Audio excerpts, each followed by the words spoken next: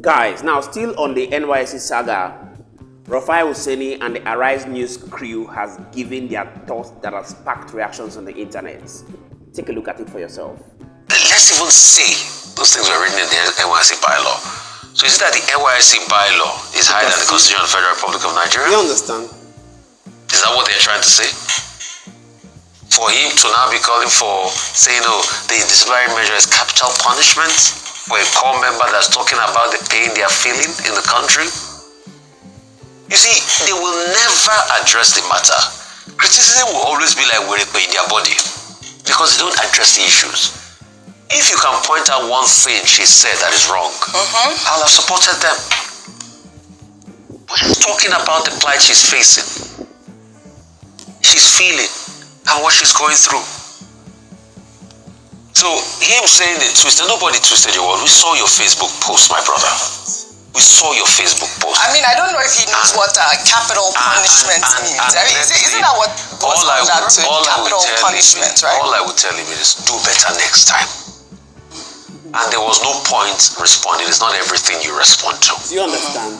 You could have sat this one out, like they say. So that's a part. Secondly, speaking about criticism, this morning, what I was pulling up, I've been reading all the criticism of President Bola Ahmed Tinubu from 2014.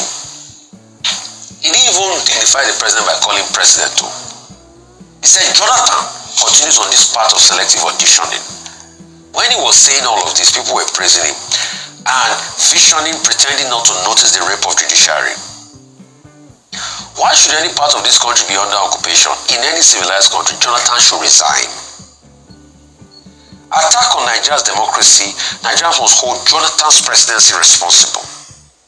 A military and police force assembled and paid by Jonathan government, and the PDP cannot serve national interests on their paymasters.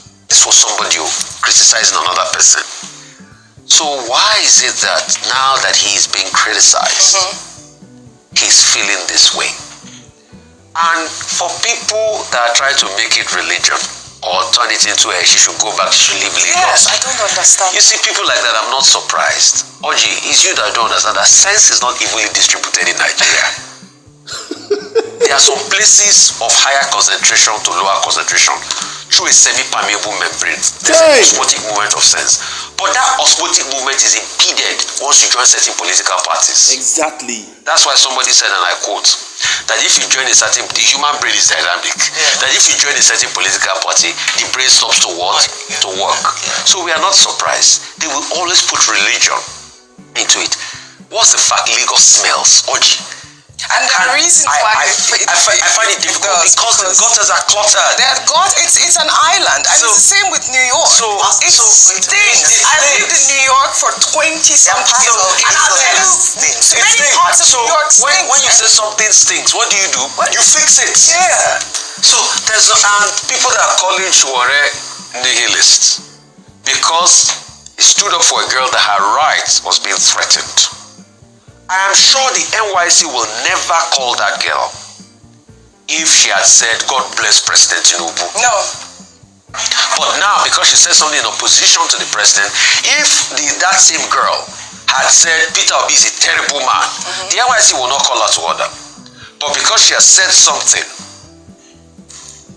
at variance with the president now, then nothing should happen, then she should face the consequences. I'm happy Sowore went. It's because Sowore stood up for her. That's why they fled. Right. We must build a country where we have sense. A lot of people don't in this country. All right. Seriously. I mean, I really liked Inibehe Efion's clarification. If you guys have a chance, go read through his tweet. And, he's a lawyer, and he has detailed the fact that, this young woman did not break any law. Really, we cannot continue in this manner, in this fashion.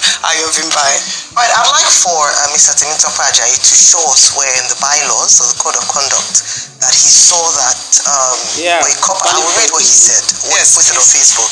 That's portion that he said was taken out of context. He citizens can abuse a living day out of their president or any public official. It is normal. But a corper violated her oath and code of conduct here. That is capital punishment under NYSC. How else would you interpret this? How else are you supposed to? Well, maybe he thinks capital punishment means the highest. He's not. Also, yeah, insulting his intelligence. He doesn't. Punishment. He doesn't understand English. I mean, he's a special advisor on media and publicity. He must have a good command of the English language. That's the clarification he gave. That it was because. So it doesn't hold water. I expect a lot more from him. He's educated. He understands capital punishment. He's a he's a special advisor to the president.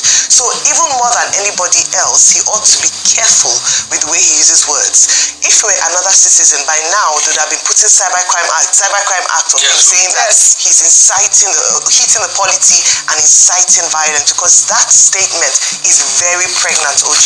It's not because not only the people who are already angry. If you go on X, you see people. She already received threats in her DM.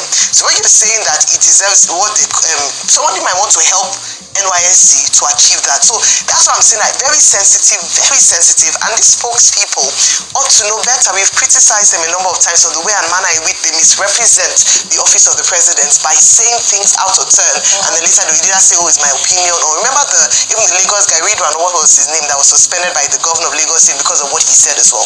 Very good. Now for the bylaws, 27 says the only part that talks about not being rude. Not be rude to constituted authority. I saw that. That's not what they're saying. That's also the rudeness is not what it was. And the punishment in itself, any member who is rude to constituted authority shall be tried by the court's disciplinary committee. Nothing about capital punishment. And if found guilty, be liable to extension of service for a period of not less than 30 days without pay. Now moving forward, and nothing about disparaging constituted authority. Just being rude to constituted authority. That and we can talk about constituted authority for a very long time. But one thing in terms of moving forward is that the president has a fine moment in dealing with this situation to show himself in a good light to Nigerians, especially since he's very big on pushing the fact that the Nigerian youth is the greatest asset that Nigerians have. If you have an asset, what you want to do is to protect the asset at all costs. What would happen is that if this girl is oppressed, as is many other young people, they will jackpot, they will go to other countries, and we keep losing our best brains, our future leaders, all in the name of being intolerant of criticism. So what I would say is that let him rein in his attack dogs and then have the opportunity to even have a sit down. Okay, what is happening? Have a youth meeting and talk to people. Not this constant killing of ideas and thoughts, all in the name of supporting the president. All right, we'll follow up on the story. I'm glad that lawyers have spoken and young ladies were well within her rights. You've seen it for yourself. Now, the truth is that just like Rufai Useni said, common sense is not distributed evenly to everybody in the nation. And one may begin to wonder, how come that President Bola Ahmed Tinubu, who was one of the major critics who led protests before he became president of Nigeria, would allow his aides to come out and begin to shut people from criticizing the government? For goodness sake, is it that they do not understand the role of constructive criticisms in modern society and how that can make a government to be on their toes to continually give people the dividend of democracy? A lot of people have come out to say that this is the reason why they use what we call religion, they use tribe, they use ethnic sentiment, every means available at their reach to divide the people against themselves. Otherwise, I do not see anything wrong with what the lady said that is causing all this uproar on the internet. It's obvious that the political class do not understand the role or the difference between a leader, a dictator, and a servant. Yes, just like Sheun Akinbaloye said some time ago, that in this country, any person that is obviously contented with the way things have been unfolded must obviously have his upstairs checked. Because if a person comes out and criticizes the system that this is what the economy is, this is what my current take home is with respect to the economy, the government can come out and say that these people are not doing the right thing, then obviously the people in government must also come to answer such questions. To do what? To drop your own thoughts in the comment section. Let's get to know what you think about the NYSC saga that has sparked reactions on the internet, the contribution of Rufai, Useni, and the Arise News crew, and we shall continually be here to serve you. Many thanks indeed to all our viewers and returning subscribers. We truly don't take it lightly. My name again is Moses, and this is Think Tank TV. See you on our next video.